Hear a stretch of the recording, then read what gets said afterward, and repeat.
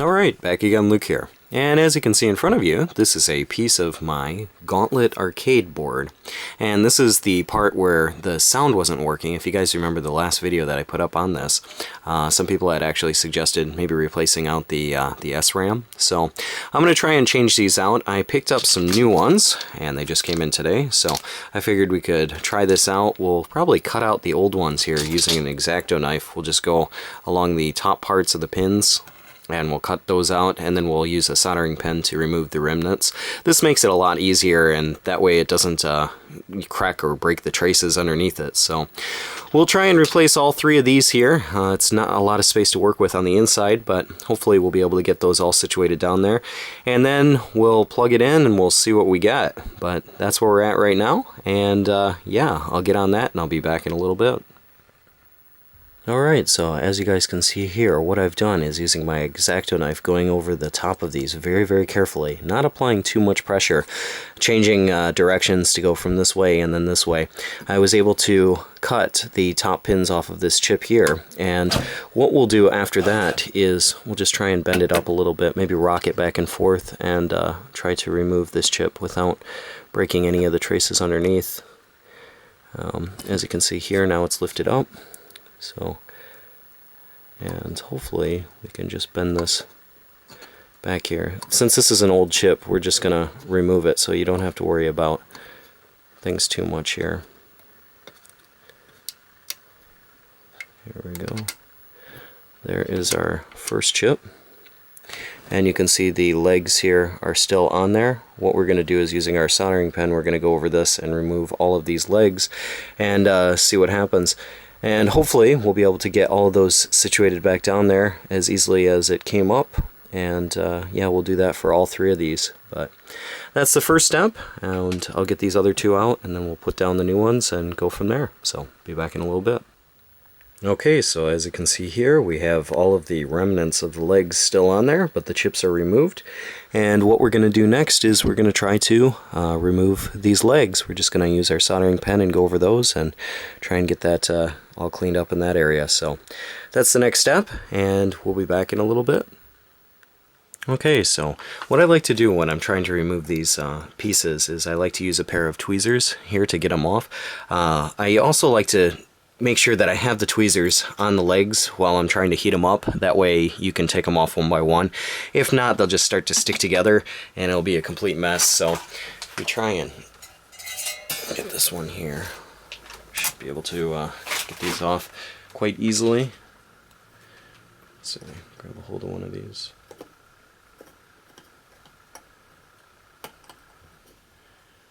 That one stuck to the soldering pen. As you can see here, these parts are really, really small. These remnants. There's some more. We'll just go along on all of these until we get them all off of the board. And, well, this one's dropped. But you should be able to see somewhat okay. Hopefully, let me check the camera. I'm not sure exactly if the focus is in or not. It should be alright. And we'll just continue along here. When we get done, this should leave a nice clean space for us to add our new SRAM chips. And I'm not using any flux or anything, I'm just using the leftover solder that was on the legs. And yeah, it looks pretty good. We'll just run our soldering pen over these pads here. It's one time or so. Try and flatten down just a little bit. We want to make sure that these are going to be somewhat flat when we go to install the new chips.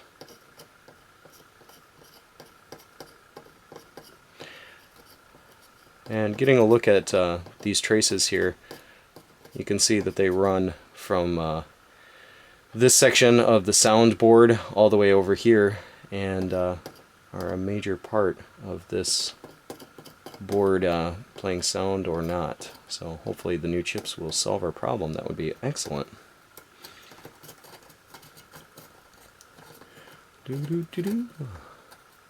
Removing broken legs with Luke.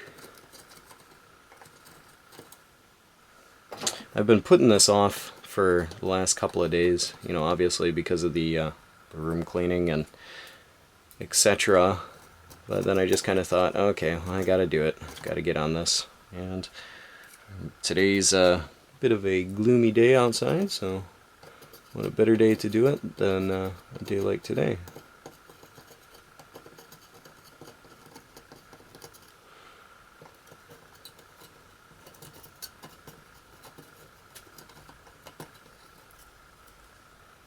And you really want to make sure that once you get done, everything on this board is, all these remnants are completely gone, because sometimes what will happen is they'll stick to your soldering pen, and you'll move your soldering pen away, and then they'll fall off, and they'll fall off in the worst location ever, and you won't be able to see it, but it'll make a contact in some way or shape or form, and it'll cause unexpected results and or you know, severe damage to the board, and you'll go, why is this happening? And then you'll look in the side here and you'll see one of the legs actually touching one of the other chips and go, no. So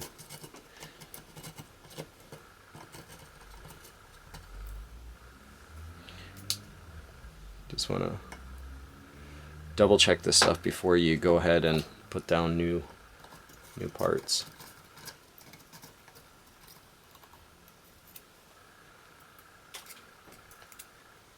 You can smell that old solder from these legs. It smells really, really raunchy.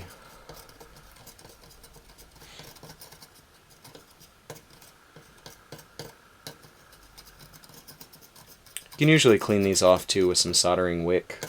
Clean off the pads here.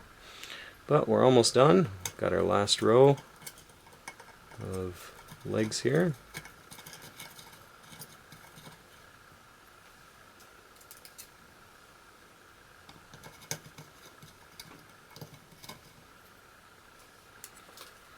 And it should be good to go. We should be alright. What we're going to do is we're going to put down some flux on here when we go to add our new pads, or our new chips and such. But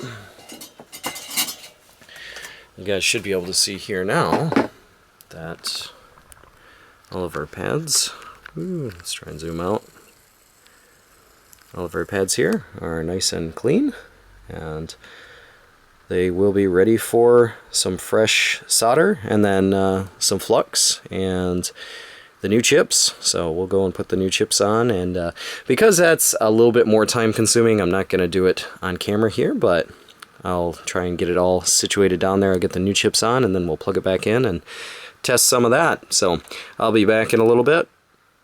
Okay, so as you can see here, we've got our 3 new chips down back in place. And the next thing we're going to do is using some rubbing alcohol. We're going to use a Q-tip here and go over the top of it to remove any of the excess flux that's on there, just to make sure that it doesn't make contact in the future. And hopefully, if all goes well, this would be very nice if this fixed our problem and we had sound again. Do-do-do-do. Removing the flux, removing the flux. For myself personally, I really dislike surface mounted chips. Never been a really big fan of them. But the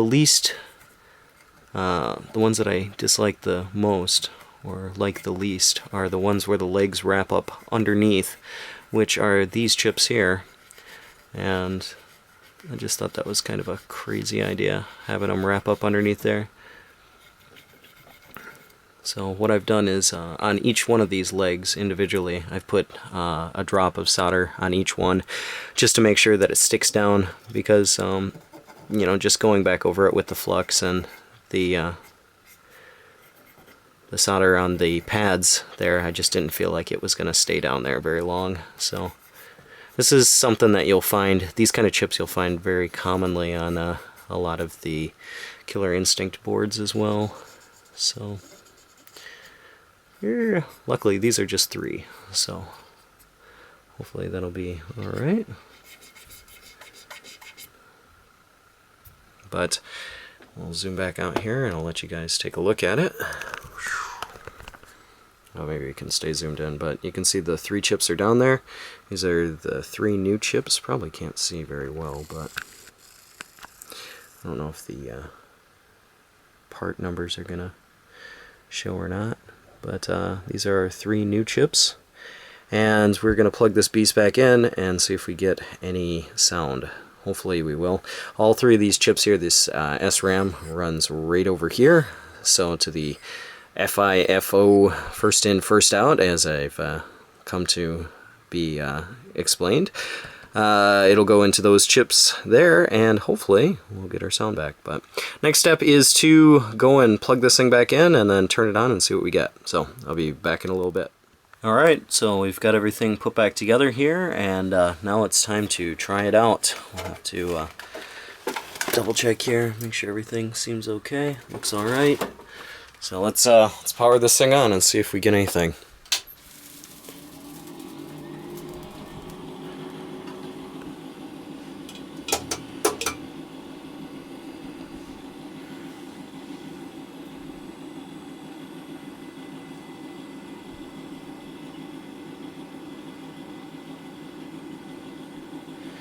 Well, everything's loading the same as before.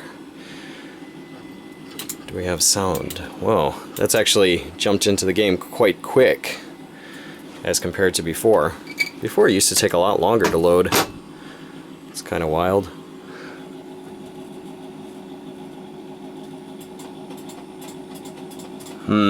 Still doesn't seem like there's any sound. The only difference is the games seem to load up quicker. Much quicker.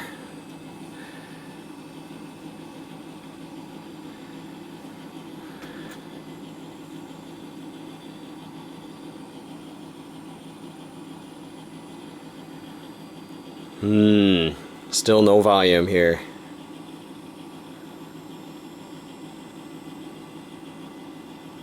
And it looks like it locked up. Well, guys, that didn't seem to solve the problem here. I don't know what else is going on with this. It's got to be something else. Yeah. This is a bit odd. Because before, this thing used to take longer to load, as far as the loading screen went, but the audio is still non-functioning. Let's see what it says. Maybe we can go into the test menu here. Yeah, that's much, much quicker. Well, it's kind of like one problem down and one problem left. Let's see, test.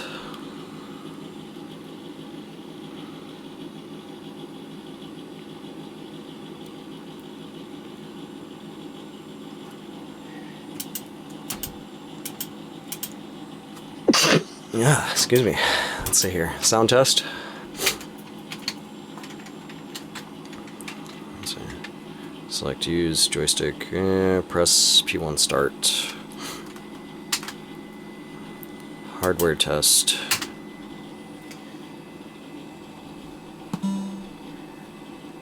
It still says, well, this one says data error high. Huh. I don't remember if it said high last time or not. But the other ones say that everything else has failed. So that's what we're getting now.